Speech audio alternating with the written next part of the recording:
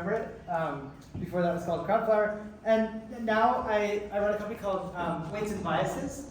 And I think many of you that came use Weights and Biases. We started off as experiment tracking, and then we've expanded into a whole bunch of stuff to handle the MLOps workflow.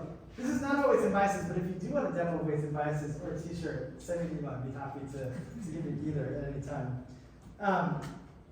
I think it's kind of interesting to look at how we kind of got to this place where we are with large models. I mean, it's a funny adjustment for me, right? Because I was running a company that did data collection, and so I'd always talk about this like unreasonableness, effectiveness of data. Does anybody remember that? Like Peter Norvig, maybe like 20 years ago now, talking about how like data is really the thing that makes ML work, and the applications where it works is where there's lots of data. And then Google in 2017, they published this blog post where they talked about, even at like bigger scales, really it's the data that makes machine learning work. But it's kind of an interesting moment that they did this, because it was like just on the eve of coming up with transformers, and maybe this started getting a little bit more complicated. Right? So then you have like attention mechanisms, which came along I think originally to help with LSTMs, right? Because LSTMs had such a hard time like looking far back in time. And it's so clear with translation that you don't want to look at kind of every single word to know how to translate a particular word. And so originally, attention mechanisms were built on top of. What happened? Power too. Oh, there is power. Is that what you're sleeping? Do we have a power? Yeah, I'll run it. Cool. Appreciate it. Yeah, I mean, so attention mechanism, remember that? It was like exciting. You get these cool pictures where it'd be like what words align with what for like a translation, or kind of in the image, what parts of the image it's looking at. Such a kind of evocative method, right? And then that famous attention clause all you need paper came out to show that you don't necessarily even need like GRUs or LSTMs. You can just kind of do it with attention mechanisms, and then transformers came along, right? And so, basically using this transform mechanism goes in that paper, you see that at more and more parameters, there's this kind of consistent logarithmic improvement in the performance of the models, and this kind of extends out as far as people have tried at this point, right? There's a debate right now, how far this really goes, but it does seem like transformers at massive scales work, work super well. Thanks.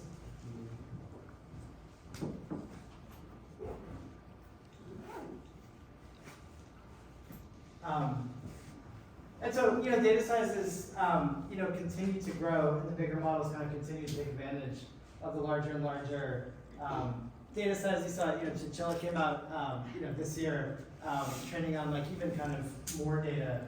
I think there, folks say there's like maybe another magnitude or maybe another 2 magnitudes of, like language left to consume, right? It's kind of remarkable how like, they have like all of Wikipedia, and that's like a tiny fraction of the data that, they trained on.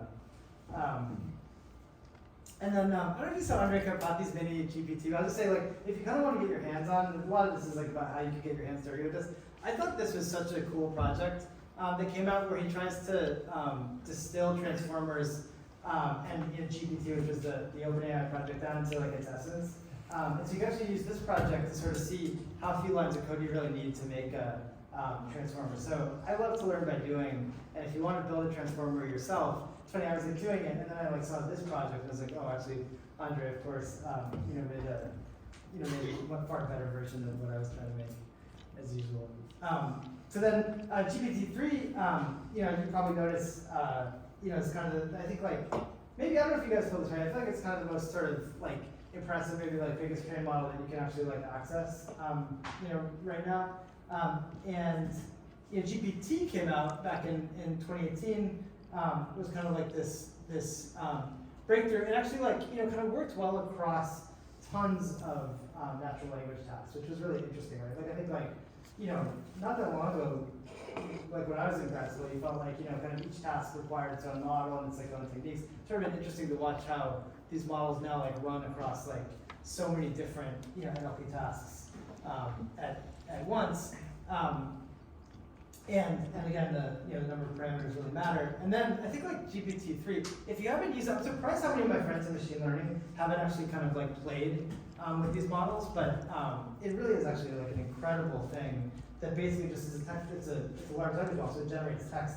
But what you can do with it is lots of stuff. So we've had, at Weights and Vices, we've had tons and tons of people play with it and write reports. So if you go to, if you go to www.me/dbt3-Doctor Who, you can see kind of generating Doctor Who things, which is kind of like a fun example. But then you can take the same techniques and solve all these classical problems, right? So, for example, you can do sentiment analysis just through text generation, right? You're like showing a tweet, and then you say like sentiment colon, positive, sentiment colon negative.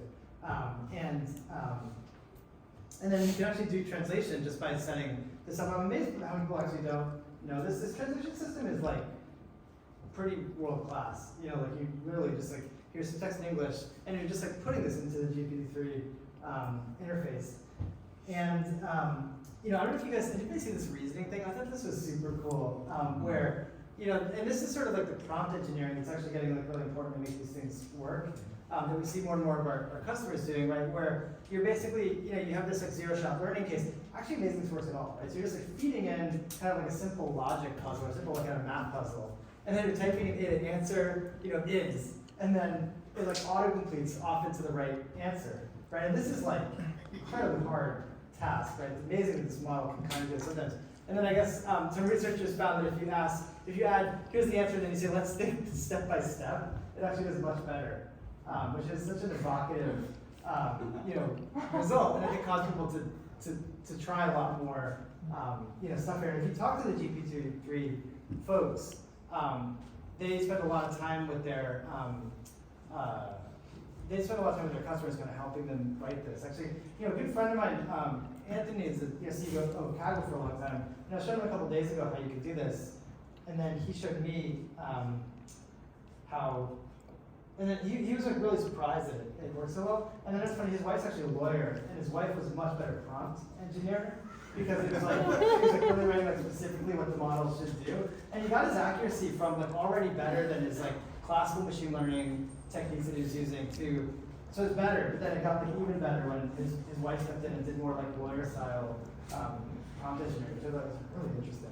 And this is for named entity extraction, which isn't like an obvious, it's super obvious that would work.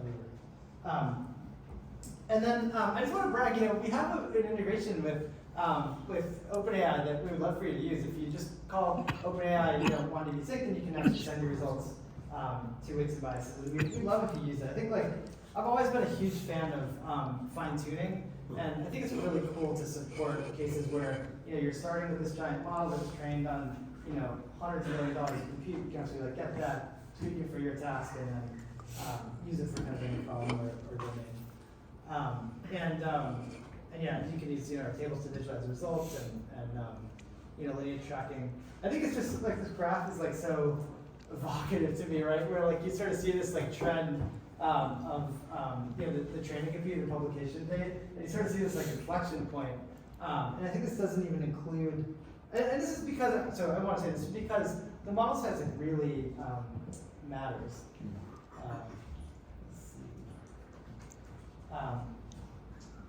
And you can see this the numbers, you can see it in the way the results look.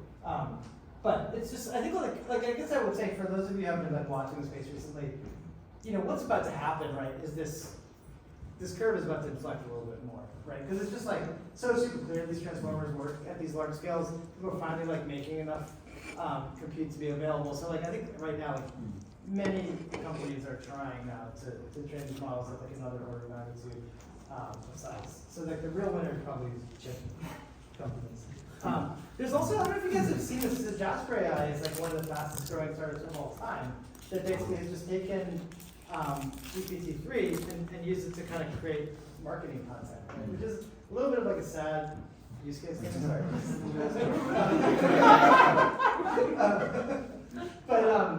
But I think that, I don't know, I think if I was not kind of interested in this, they went from $1 million in revenue to $70 million in revenue in a year. And so this is really working on top of, just on top of GPT-3. They just kind of got it to work well. And there's like a whole bunch of these big models that have been released in different ways, right? So, Chinchilla, I think Meta recently said that they were gonna actually open up their model that they came out. So maybe there'll be some competition for GPT-3. But GPT-3 is strong, and it's the one that you can really just easily use directly if you use it. I think, and also like people claim these chatbots are essential, but I actually think it's like, at first I was kind of making fun of this myself, and then I was like looking at the results, they're pretty good. And then we were talking with the folks at Google that like made these chatbots, and they were not so dismissive of this person as I thought. So, I actually myself have not got a chance to play with the internal chatbot, but it seems to be a very, very compelling chatbot. And of course, we're about to train on an order of magnitude more data. It'll be really interesting to see how compelling that is. And so I'm always like excited about like sort of the open source stuff, and there's been a lot of open source projects around this. It's kind of hard to do, right, because it requires so much training. But there's been a lot of different, models and kind of open source, projects that I think are kind of exciting to get involved in. None of these seem to be quite the level of GPT-3, but a whole bunch of kind of different places you can go to find this, and then it's been cool to watch. And I would say another thing that I guess one thing I'm like passionate about with Weights and Biases is to make this as public as possible. So a lot of these people doing these open source projects have actually made kind of public reports about exactly how they're training these large scale models. So that hopefully makes it an easier entry point if you want to kind of get involved in that. I don't know if you've tried code generation. I think it's amazing. It's I actually use it, and a bunch of engineers use it. But it's not just good. It's like actually like also getting better very, very quickly. I think OpenAI is maybe a little bit better, but not quite as like publicly available as the the GitHub one. But it's like exactly the same technique, and pretty incredible Copilot. And then Replit built their own, which I thought was like super cool. That this organization just built their own, code generation system. It's really. I think this is like so exciting to see what happens next. I've been shocked at how effective these systems are. And then I don't know, image generation diffusion models have been, like the thing of like the last month. They've been like, incredible, right? And so that's slightly different architecture. I think like Lillian Wang always writes the best stuff, but she did a great post on diffusion models, kind of an entry point if you want to understand more about the details of how these work. When DALL-E came out, I think it was impressive, but DALL-E 2 has really been the one that I think was. Again, I'm amazed how many machine learning people actually haven't tried these models. When DALL-E 2 came out, I actually built a thing with my daughter to do like her bedtime routine and just like illustrate it. Because my daughter's so small that like it's hard to make a contract with her, to like make a routine because you can't read it, but then you can illustrate it. So that I convinced her that we actually had agreed that she's going to do these things before she goes to bed. But now she's a little older and she's trying to use DALL-E 2 to rewrite this plan.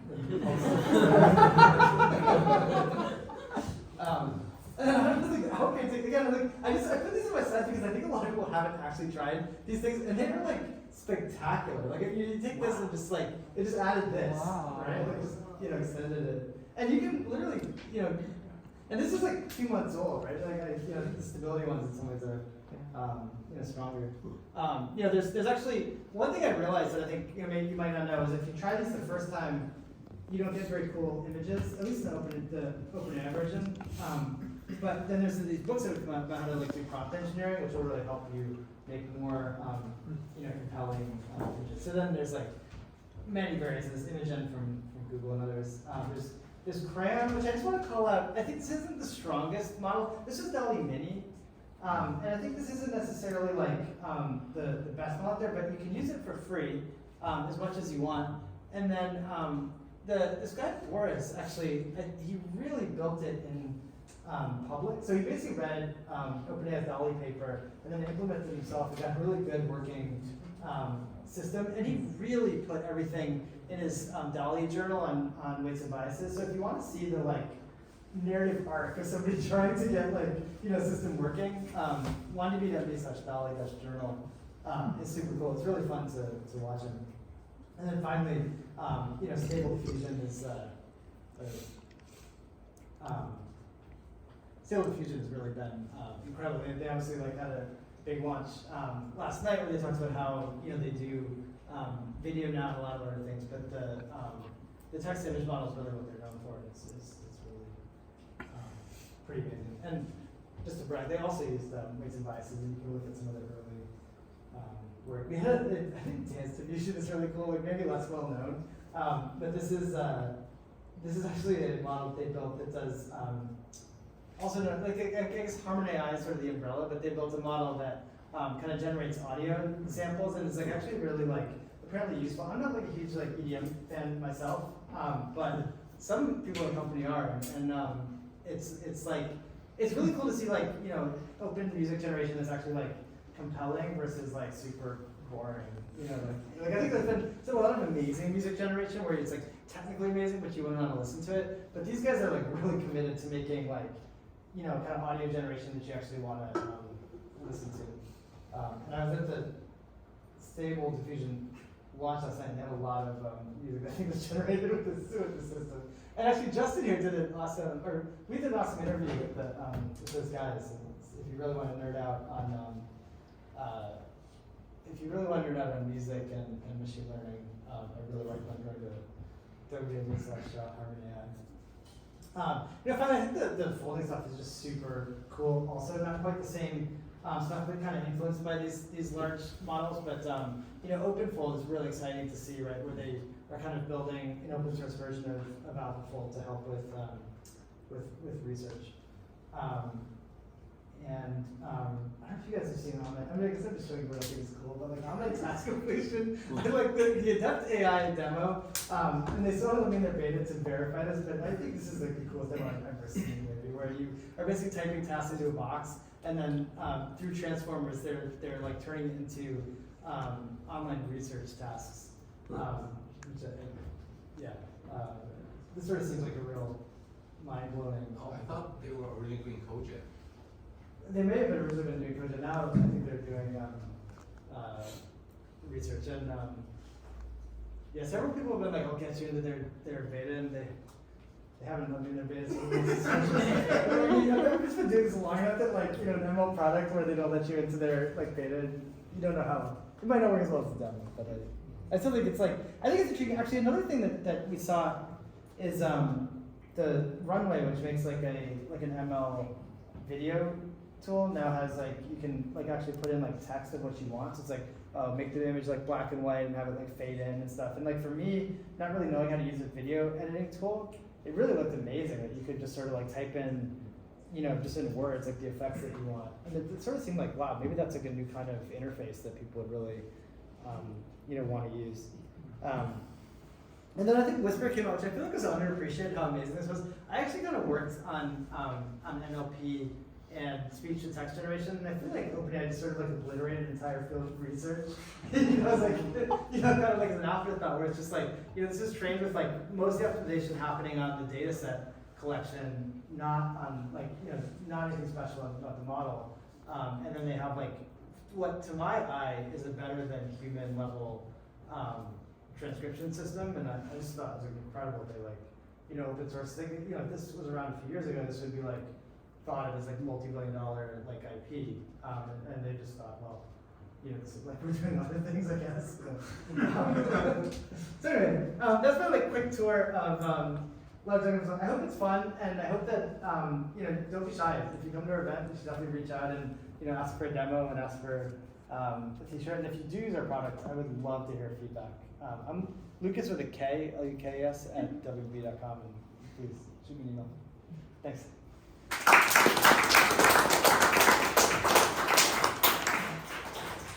Do we have time for questions? Oh yeah, questions. If you have any questions, speak loudly. Should we give a mic to folks who want to ask questions? Oh sure. I can take the mic to you guys. Any questions? Yeah.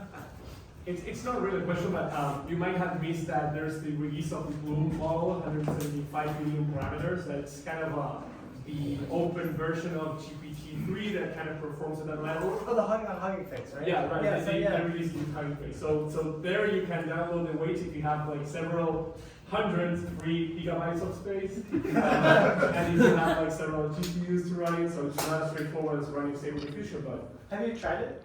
I have, and it's not. I don't think it's on par with GPT-3, but it's pretty close. I think that OpenAI did some things around like fine-tuning GPT-3 and also some updates that they did like after the release for it being better at understanding your prompts and giving you an output than the vanilla model that they trained first. So I don't think that Bloom has that. But it might be like worth keeping an eye on that. Yeah, no, thank you so much. Yeah, totally, that's a total mission. Bloom, yeah. I haven't tried it myself, so there's so many things to try. But it's funny. I noticed that OpenAI's GPT-3 to be a lot better from when I first used it when they launched it out. And I was asking them, and apparently they've had a whole bunch of iterations of the model. So thanks for the insight. Yeah. Any other helpful comments like that also? Comments?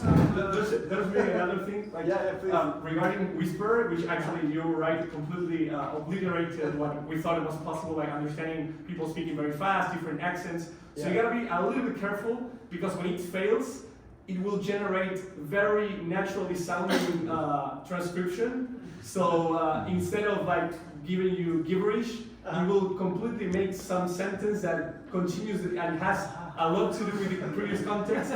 So that by reading the transcription, you won't really know that it failed unless you are listening at the audio. So you might want to, if you're using that, you might want to check with the assistant that was trained in a supervised way.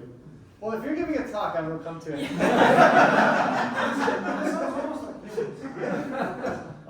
Any other questions, comments? I'll try to speak loudly. Can you hear me back there?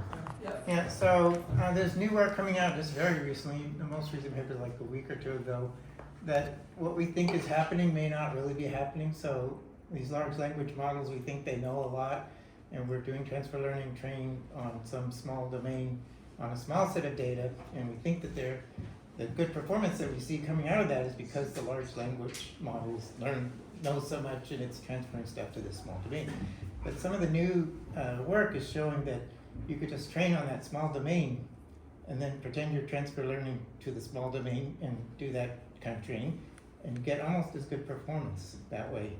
So there's work on kind of probing these large models, trying to figure out what's in there, how they know whatever they know, or what is it that they do know. And that might be an area for weights and biases to get into.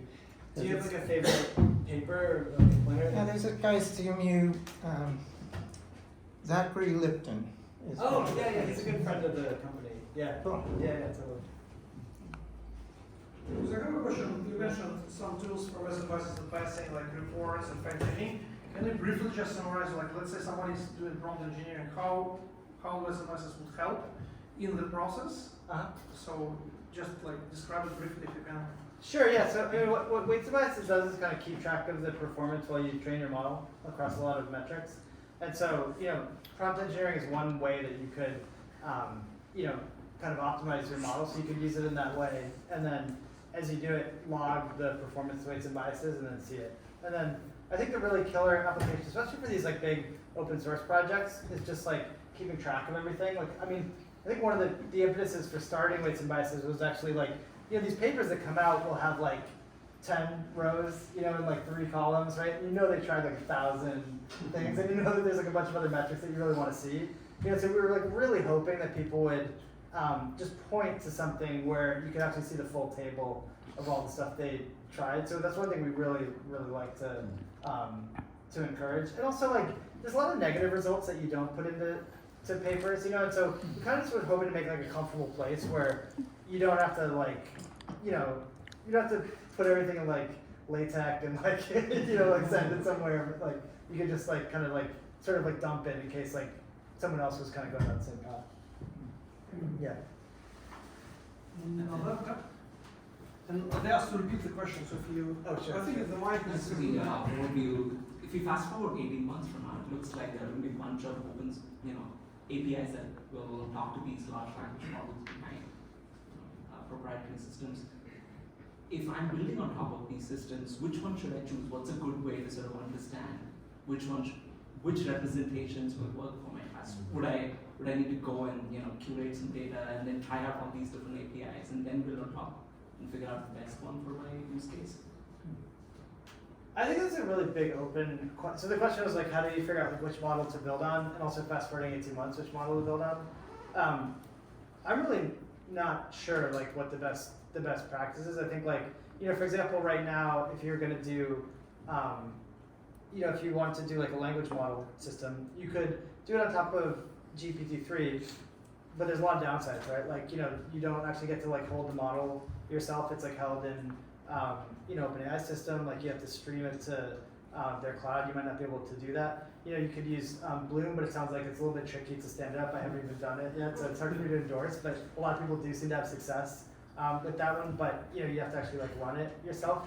And I think that like, it's pretty obvious to me, just like, there are many people, like a lot of people have like spun out of DeepMind in the last like 6 months that are also trying to build, and OpenAI that are trying to build these models. So I think what we're likely to see over the next like 12 to 18 months is actually like a lot more of these different models. And I think it's gonna be tricky to tell like which ones are the best, and even it'll probably change a lot. So like I think like tying yourself to one model might be risky. Along those lines, I just have a request because I know there's a lot of smart people here, but it would be cool to like have a tool where you can like input a prompt and see what the output is in with all these different models.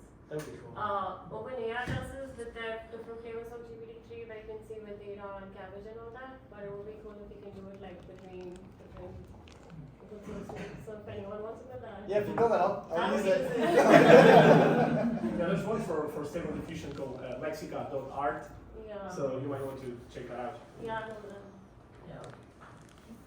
We need to build super duper glue, I guess. Yeah, I feel like I just saw like replicated that. Anybody use that where you can like, it seems like they have like a bunch of hosted models that are kind of, they made it supposedly easy to use. I didn't try it. Thank you. So thank you very much, Lukas. Thanks for all the questions. Now we'll have the second group.